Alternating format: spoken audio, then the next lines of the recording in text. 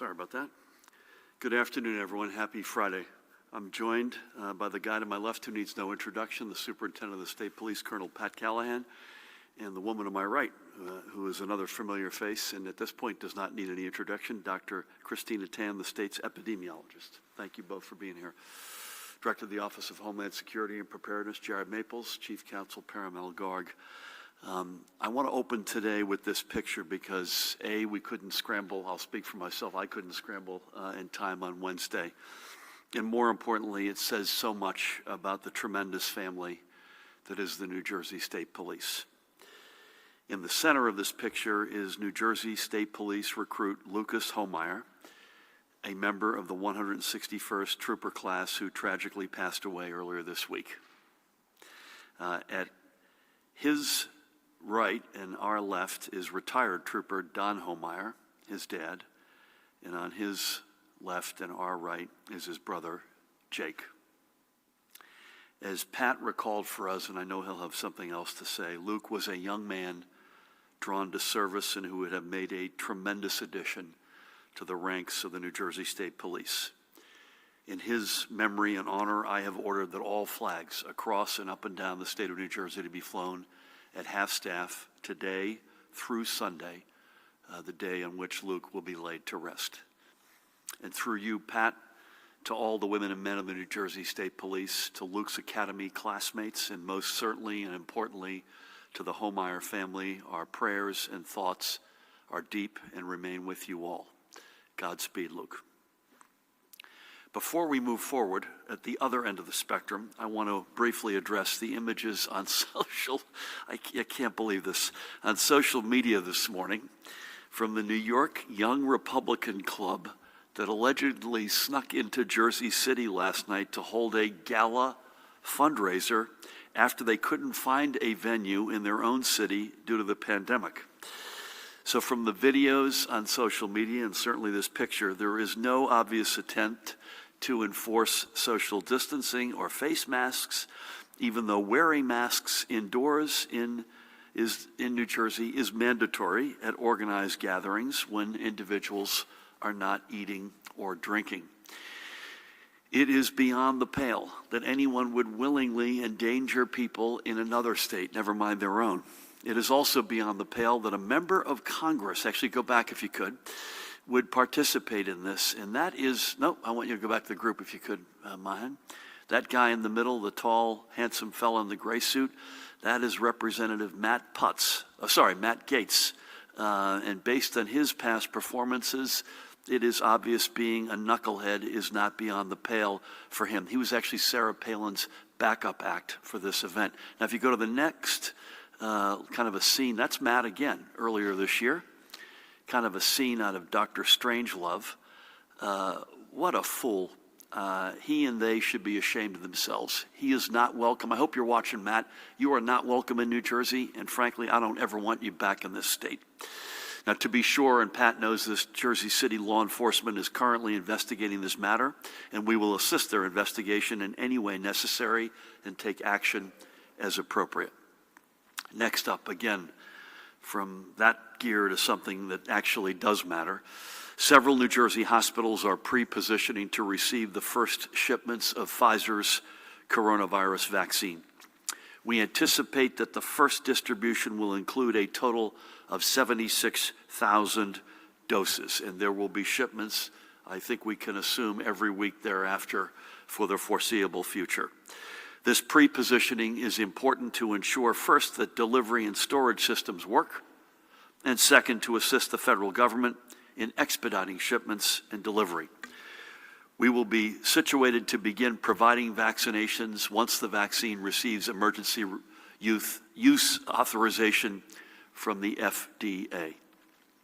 As we continue to prepare for the first tranche of vaccines in New Jersey, we are exploring every avenue to maximize efficacy and efficiency.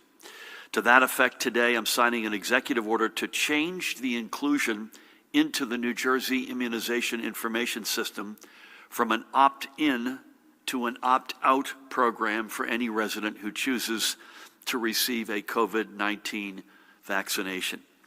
This means that if you wish to be vaccinated against COVID-19, and believe me, if we tell you it's safe, we want you to do that, you don't have to first opt into the system to make sure that your 2-dose regimen is properly tracked and managed.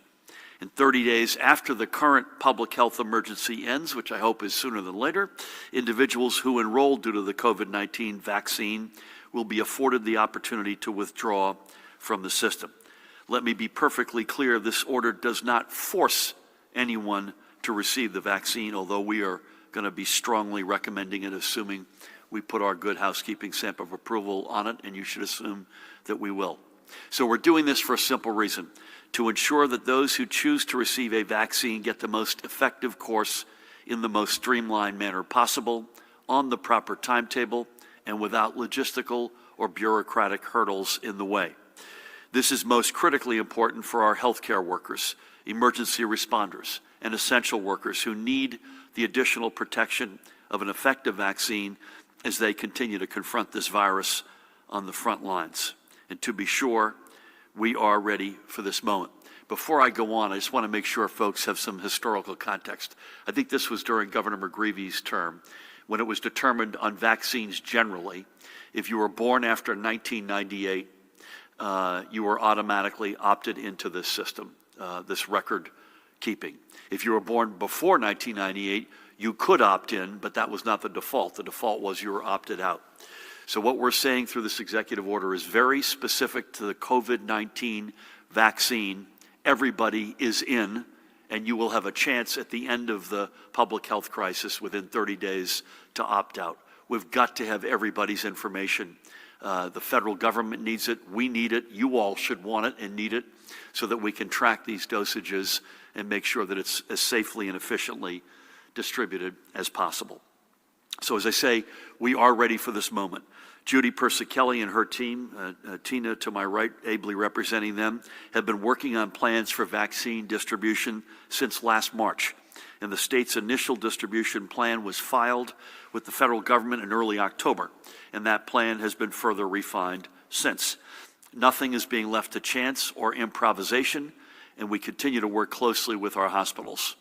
The light on the other side of this pandemic is real. It is now becoming visible, and this is a game changer. To be clear, the mere presence of a vaccine in our state does not mean that we can flip a light switch and remove all restrictions or lift every advisory. COVID isn't going to simply vanish just because there are vaccine doses in a freezer waiting for distribution.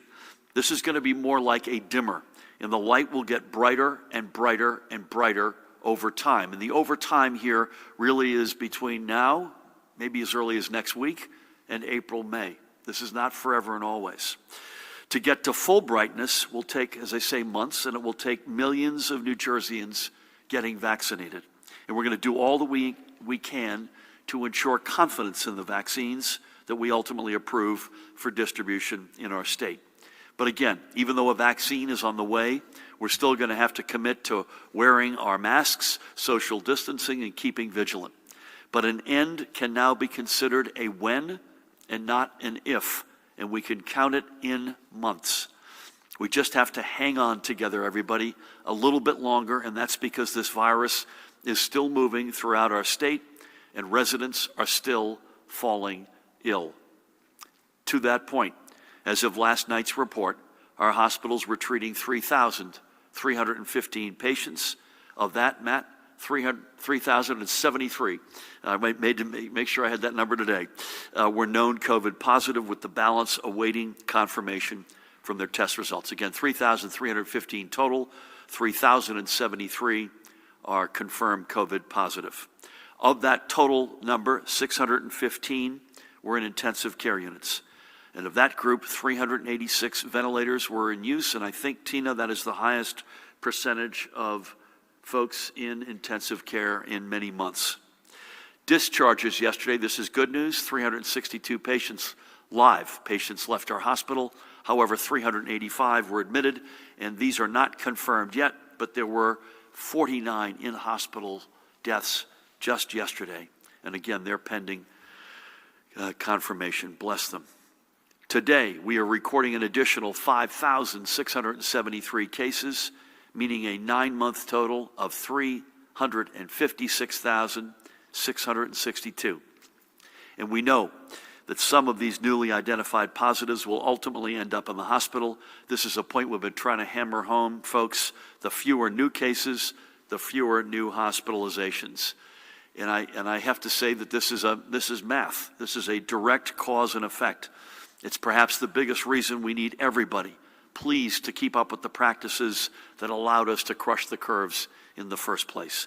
The fewer people in the hospital, the less pressure and less risk of infection on our hardworking and heroic healthcare workers, and we need every single one of them. We're not reporting it yet. Judy and I had a conversation with Pat earlier on this, but we're increasingly getting better data on the antigen tests. These are PCR tests, and I hope sooner than later we'll be able to give you some sense of what that number looks like. But trust me, there are more cases than 5,673 when you add in the antigen tests. So the positivity rate for all of those PCR tests, and they were recorded on Monday, was 10.42%. That's based, by the way, on Monday there were 49,845 PCR tests done in the state of New Jersey. The statewide rate of transmission continues to be in a better place. It's 1.05, but I want to say this in a way we haven't said in a while, and again, Tina, I'm practicing without a license here. How can you have a positivity rate that's as high as it is and a rate of transmission that is trending in the right direction? The rate of transmission relies upon a rolling average of the total number of positives, regardless of what the denominator may look like in terms of the total number of tests. And you've seen lately the rolling average has been in a range of positives, and I mean raw numbers here. It's been plus or minus 4,000 over the past number of days. I suspect, I don't know this, but when you factor in today's positives and we begin looking out a few days from now, that rate of transmission, unfortunately, is going to start to creep up again. We shall see. Getting that under 1 is a huge objective. Today, with a heavy heart, we're confirming another 48 losses of lives from COVID-19. That cumulative total is 15,419, and then there's another 1,836 probable deaths. And as we do every day, let's remember a few of these blessed souls we have lost. I want to begin today with this guy, Mark Douches, the lifelong Scotch Plains resident, passed away on November 17th. Mark was an IT security analyst with Quest Diagnostics, but more importantly, he led an active and noteworthy life within his community. A member of the choir and lay ministry at All Saints Episcopal Church, and a member of both the Cranford Democratic Club and the Westfield Community Players, serving both on stage and behind the scenes. He was also a loving family man who enjoyed getting away to spend time with those closest to him. Mark leaves behind his wife of 34 years, Mary Ellen, with whom I had the great honor of speaking, I think, on Wednesday. She, by the way, was also in the hospital, not COVID, but she's doing better, thank God, as well as she can. He also leaves behind his son, Stephen, and daughter-in-law, Dana. Mark was looking forward to becoming a grandfather for the first time this coming February. He is also survived by his brother Alan, sister-in-law Rose, and niece Amelia, along with many other relatives and close friends. May God bless you, Mark, and watch over you, and I'm sure your granddaughter will hear wonderful, extraordinary, loving stories about her grandfather. Next up, down by where we live, we remember Dr. Anjali Verma of Colts Neck. Dr. Verma came to the United States from her native India, not too far from New Delhi, in 1981. And after finishing her residency and fellowship training, she settled in New Jersey to start a career that would see her rise to become a widely respected neonatologist and pediatrician. For more than a decade, Dr. Verma was the staff neonatologist at Centra State Medical Center in Freehold. And even after she started her own pediatric office, she remained on staff for several other regional hospitals. When she put her days of seeing patients behind her, she opened a medical spa to help her clients feel more confident in their skin. Throughout her career, Dr. Verma treated countless infants and children and supported an equal number of mothers. I want to thank my friend, Senator Vin Gopal, for bringing Dr. Verma's tragic loss of life and her extraordinary life that she lived to our attention. Dr. Verma is survived by her husband, Pankaj. By the way, they had just celebrated their 40th wedding anniversary. And she's survived by their two daughters, Adisha, who's 31 and lives in Seattle, and Avanti, who's 34 and who lives in Connecticut. And I spoke as a group call with Pankaj, Adisha, and Avanti, and as you can imagine, they're taking this very tough. She also leaves behind 3 siblings, a brother here in the United States and 2 sisters back in India.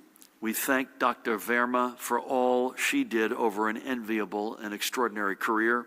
We thank her for choosing to make her career and raise her family in the great state of New Jersey. May God bless and watch over her and her family. And finally for today, we recall this guy. Look at that smile. Melvin Falcon Lopez. Melvin passed away on Thanksgiving Day. He was just 47 years old.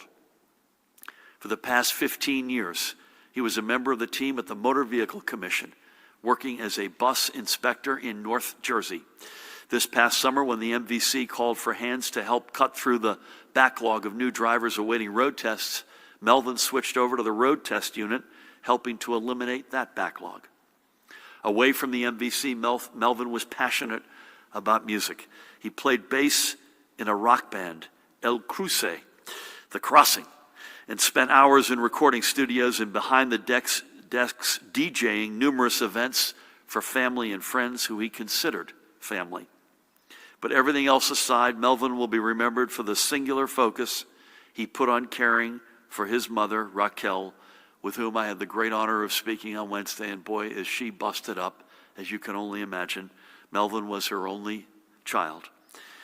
And Raquel just recently left the hospital herself following her own battle with COVID-19, and our prayers are with her for her continued recovery from the virus and as she mourns her blessed son, Melvin.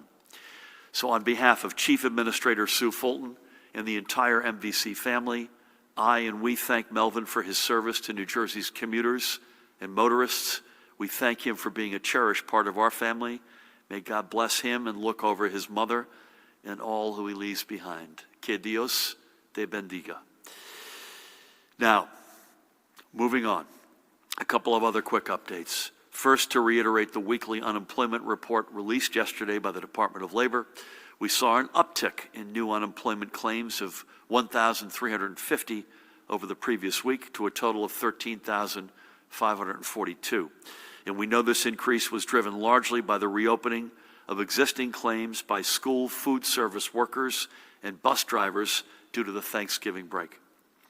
But still, more than 1.8 million New Jerseyans have filed for unemployment assistance since the start of the pandemic, and the Department of Labor has dispersed a total of more than $19.5 billion to eligible workers and families. These families also need Washington to step up and extend emergency federal benefits, which are set to expire at the end of this year. This cannot be left to the last minute. Everyone needs to work together to get that job done right now. But we must be prepared in case Washington fails to act. That is why this morning I signed legislation expanding eligibility for the 20 weeks of extended unemployment benefits that our Department of Labor provides for those who have exhausted their state and federal unemployment benefits. I thank Assemblywoman Yvonne Lopez and Senator Joe Vitale for sponsoring this important bill.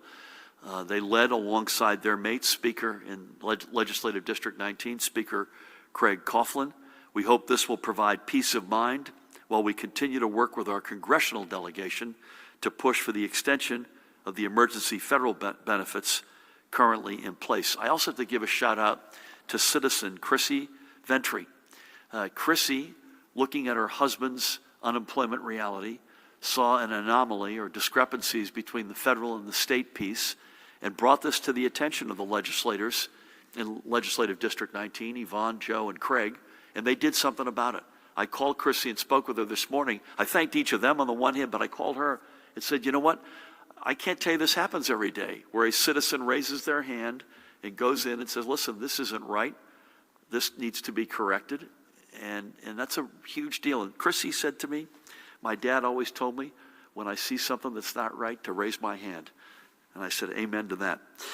I know Labor Commissioner Rob Angelo and his team continue to work hard to improve the system for everyone who is relying on it, and our hats are off to them for their tremendous efforts over the past 9 months. And that doesn't mean if you haven't gotten your benefits yet and you're out there and you're frustrated, I don't blame you, he doesn't blame you, and we will get to you and you'll get every penny of what's coming to you.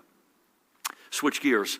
A reminder from the Economic Development Authority that the deadline for businesses with 100 or fewer employees to register and be made eligible for discounts of up to 70% off the purchase of personal protective equipment or PPE is next Thursday, December 10th. If you are the owner of a small business and have not yet registered for this discount program, I encourage you to visit that website, covid19.nj.gov/PPE access. The PPE discount program is just one of the ways that the EDA has been stepping up to help tens of thousands of small businesses get through this pandemic. One of those businesses is Morning Joy Counseling, a Gloucester County-based mental health practice run by that woman, Counselor Melissa McLean. Melissa and her team of 13 therapists help residents of all ages, largely in Gloucester and Camden counties, through any manner of emotional or mental challenges. Once the pandemic hit, Melissa knew Morning Joy would have to move to telehealth services to continue serving their clients, and a grant from the EDA helped make that transition possible. I had the opportunity to check in with Melissa on Wednesday and to thank her for keeping Morning Joy in a place where it can keep serving its patients. Check them out, morningjoycounseling.com, morningjoycounseling.com. She also made a point to me, and Tina, this is, I thought, an important mental health point. Their counselors are used to dealing with folks who have, you name it, some stress or some affliction, an addiction, bipolar disease, whatever it might be. She made the point that what's made this period so tough on everybody is everybody, including the counselors, are suffering from the mental health fallout of COVID-19. It's not just, so there's a commonality. At one level, there's a spirit of we're all in this together. At another level, you've got the counselor providing advice and therapy to a patient, and they're each suffering from something similar from this pandemic. We know that there are countless residents across our state who are facing real mental health challenges, whether they stem from the stress of the pandemic or our prior challenges. The pandemic has only worsened. And for anyone who needs help, help is also available on that screen. Call 1-866-202-HELP. That's 1-866-202-4357. Or text NJ Hope to 51684 for free. Confidential support for the New Jersey Mental Health Cares, a partnership between the Department of Human Services and the Mental Health Association of New Jersey. The toll-free line is open every day from 8 a.m. to 8 p.m. and is staffed by live, trained specialists. For deaf and hard of hearing residents, assistance in American Sign Language is available through a partnership with Access at St. Joseph's Health in Patterson. You can reach them via video phone at 973-870-0677. That's the number at the bottom there, from 9 a.m. to 5 p.m. Monday through Friday. And again, support is free, it's confidential, and it's provided by live, trained specialists. We again thank Human Services Commissioner Carol Johnson and her team and all of the DHS partners in providing this crucial service. And I thank each and every one of you who continues to hold tight to the practices that we need to keep our communities healthy. Social distancing, wearing a face mask, and frankly, common sense. Keep it up, folks. The end of this pandemic is not upon us yet with the news of the first shipments of a vaccine, but it is getting closer with each day. Let's do all that we can to make sure our entire New Jersey family is intact when that end comes. And that brings me to the end of my remarks. I'll now turn things over to the woman to my right, the state's epidemiologist, Dr. Christina Tan. Tina? Thank you, Governor. Good afternoon. Sunday marks the start of National Influenza Vaccination Week, which is a reminder to residents to get their annual flu vaccine. Although flu vaccination is recommended before the end of October, receiving a flu vaccine now is still beneficial because the flu season can go until May, especially in New Jersey. Getting your flu vaccine is more important than ever as we face increases in COVID-19 cases throughout the state. Flu vaccination can reduce flu illness, hospitalizations, and can help conserve potentially scarce healthcare resources during the pandemic. CDC recommends a yearly flu vaccine for everyone 6 months of age and older. Currently, New Jersey is experiencing low flu activity. Ensuring high flu vaccination rates can help us keep activity low in our state. So, if you have not been vaccinated yet, please ensure that you get your annual flu vaccination soon. Flu vaccines are safe and effective and are offered in many locations, including doctor's offices, clinics, health departments, urgent care centers, and pharmacies. Now for the department's daily report.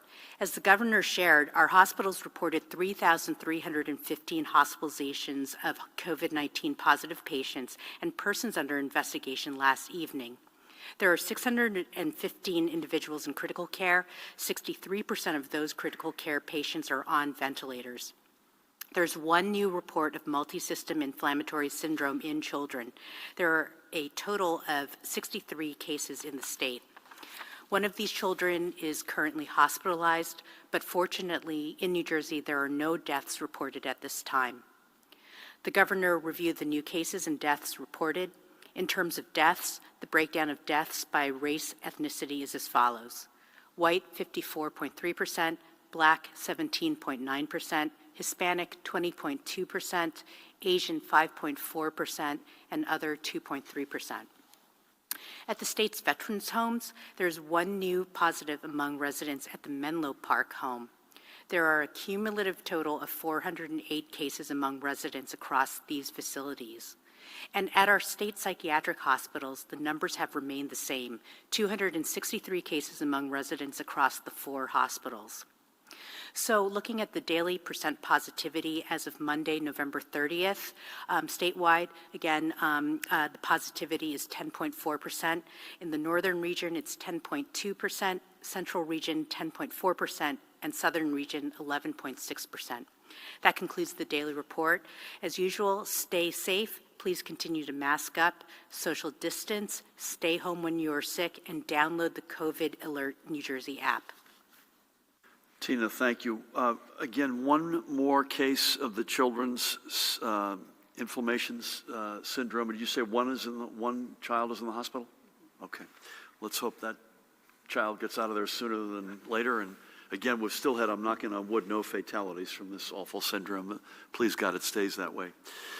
Pat, again, heavy hearts with the Homeyer family. We got some nasty weather, particularly for down south in our state tonight. Obviously, there's a lot going on the compliance front. Over to you. Thank you, Governor. Good afternoon. Since Wednesday, we've had 7 different executive order citations issued. 2 of those were by Camden Police Department to the same establishment, La Frontera nightclub, 2 nights in a row in violation of the executive order, and Newark Police Department issued citations to 5 different citations since Wednesday. To your point about the weather, it is going to be a nasty night, for lack of a better word, Governor. Southeast counties and coastal areas are probably going to get the worst, upwards of 2+ inches of rain. Winds are going to be gusting too. Hopefully that's cleared out by Saturday afternoon and night. And your remarks about Luke Homeyer and that family, I know I've thanked you privately, but publicly on behalf of all the men and women of the state police, especially the academy staff and the 161st state police class. I just wanted to thank you for that executive order, lowering the flags to half staff. A phenomenal tribute to a phenomenal young man who didn't get to live out his dream. But I just wanted to thank you publicly for that, Governor. Thank you. Thank you, Pat. It's my honor, and I would say this, and I mean it, the least we can do. I think we'll start over with Matt. Brendan's got the microphone. a couple of things. One is I don't think we're going to get into the Jersey City situation other than taking the shots that we've taken, which are richly deserved, by the way, and I'm very happy to take some more, but it's under investigation, so I think we're going to leave it at that. And as we know more on that, believe me, and we'll support that investigation the extent to which they need help in Jersey City. And by the way, Jersey City, you know what, we're coming up on the first anniversary next week, as you and I will recall painfully. Jared, you were with us, of the awful shooting. So this sort of stupidity is completely inconsistent with what we're about as a state in our best days and our toughest days. And it's completely inconsistent with Jersey City, which is one of America's, never mind New Jersey, one of America's great communities, what it is about. Having said that, we'll be virtual with you this weekend. We'll be back again, unless you hear otherwise, Monday, Wednesday, and Friday. There's a lot going on with vaccines, including with administration. So I think we're on, Mahan, I think it's 1 o'clock on Monday, but I have to say that might move around, given that there's an enormous amount of intensity around getting this exactly right. One of the more complex processes this country will have ever undertaken. So bear with us on that front. But unless you hear otherwise, Monday at 1 o'clock. With that, Matt, good afternoon. Good afternoon, Governor. Last night you were asked the governor about unemployment not being able to, or Department of Labor not being able to get back to people about unemployment claims, and you said that it was the first time in a while that you've heard of that, about people not being able to get anybody on the phone. You know, we've continued to hear from people that they can't get anybody on the phone, and now up to months at some point. And I know that you've said that 96% of people that filed claims, that those have been processed. But, you know, I'm just curious of a couple of things. One, do you continue to not hear that people can't get through? Two, is DOL aware that people can't get through? And if people still can't get through to a DOL agent, somebody that can solve their problem, is there something more that can be done? And, you know, I know that the commissioner, I guess, is still scheduled to come back on Wednesday, but could you say whether or not the commissioner has tested positive or negative, and whether anybody else, I guess, in the senior staff has tested positive? So on the first one, Matt, so I want to make sure I say this, and I take, you know, you were listening last night, there were at least 2 that got to me, and Nancy said there were others behind them. We, assuming they're okay with their own privacy issues, and they almost overwhelmingly are normally, we follow up on each one of those specifically.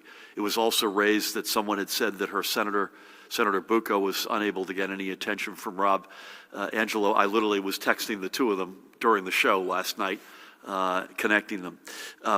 My comments were this: up until probably May, so maybe May into early June, so we're talking 6 months ago, there were systemic issues.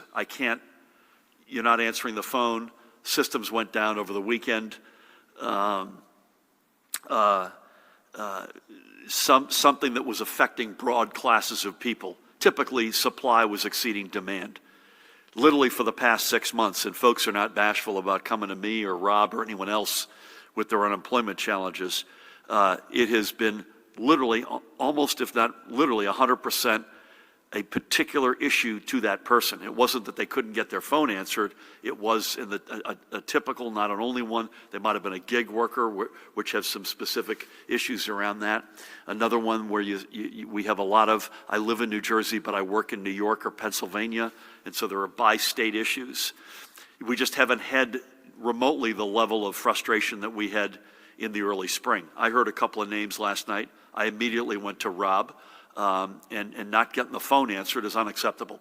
So I can't tell you there's any fix that is, what a fix is or what a fix is actually needed, but I promise you Rob and his team are all over this, and they'll stay all over it until we get through to a better place. I was asked about motor vehicles. It's better than it was. We have a lot of them are shut due to COVID, by the way. Better than it was, but not yet where it needs to be, or where it has to be. And I would say the same thing about unemployment insurance. I haven't asked Judy's permission, so I don't want to rat out anybody's personal health, but it has stayed exactly where it was. To the best of my knowledge, there was and there remains one positive case. Judy and the rest of the team on the 8th floor, I think it's the 8th floor, Tina, are out of an abundance of caution, are quarantining and self-isolating. We were on the phone with her an hour ago. She seems in great spirits and in great form, and I'll leave it there. Thank you. Sir, give us 1 sec.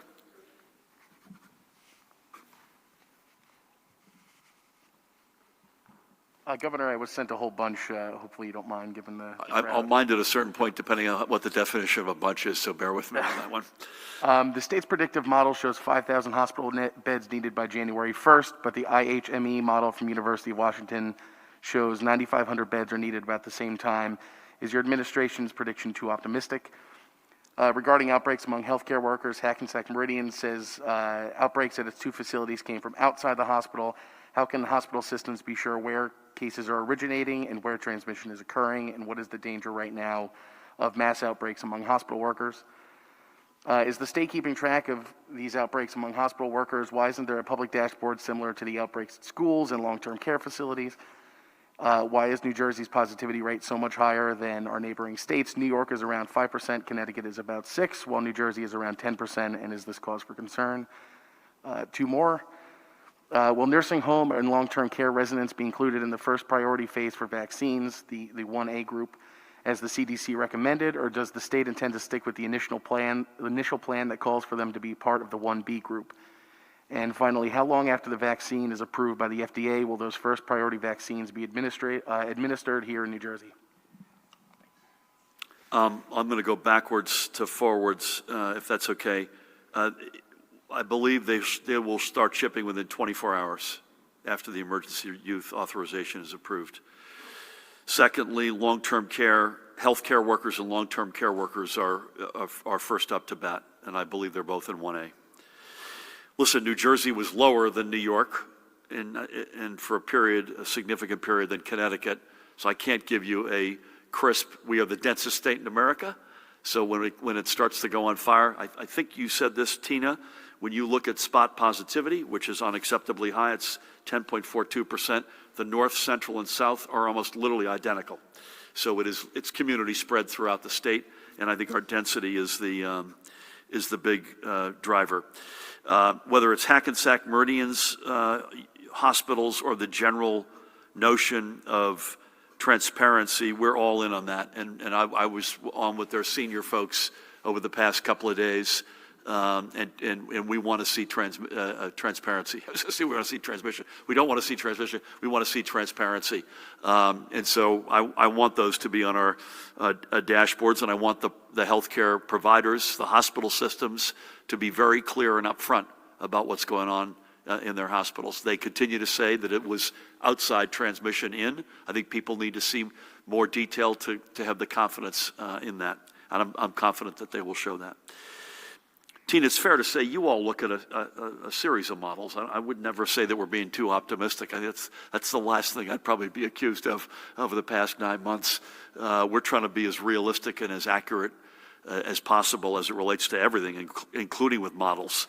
And we're going to have thousands of people. You know, we currently have hospitalizations, 3,315. Does that get up meaningfully from there, like a double or more? Yes. And there are a number of different models that you look at and your colleagues look at, and will continue to, right? And models are models. I'll repeat what we said early on, and this was from Ron Klain and the Ebola experience. He reminded me, and he was a very good advisor to us, along with many others behind the scenes, that behavior can change the model. The model is dynamic. It is not static. So we not only look at multiple models, but we also look at how behavior can impact each of those models. And that gives me the opportunity to plead with everybody. If you stay away from each other, if you wear your face masks, if you continue to have small holiday celebrations with your own family or the bubble with whom you're inside of which you're living, and you don't travel, and if you don't feel well, you take yourself off the field and at the appropriate point get tested. Those are the basic things we've got. Vaccines are coming, but as I said earlier, it's not a light switch. So I think that's what I would say about modeling, and Tina will correct me if she chooses to. It looks like she's not going to correct me. Thank you. Elise. The first question is from Tom Davis at Patch. Tom says, 6 New Jersey hospitals may be at the front of the vaccine line: Hackensack, Morristown, University, RWJ in New Brunswick, Atlantic Care in Atlantic City, and Cooper. Can you speak to that? And if those are the hospitals, how were they chosen? And my own question is, today you mentioned the delivery of 76,000 doses and more each week after. So is this a deviation from the 130,000 shipment we expected first? Thank you. Give me 1 sec, Elise.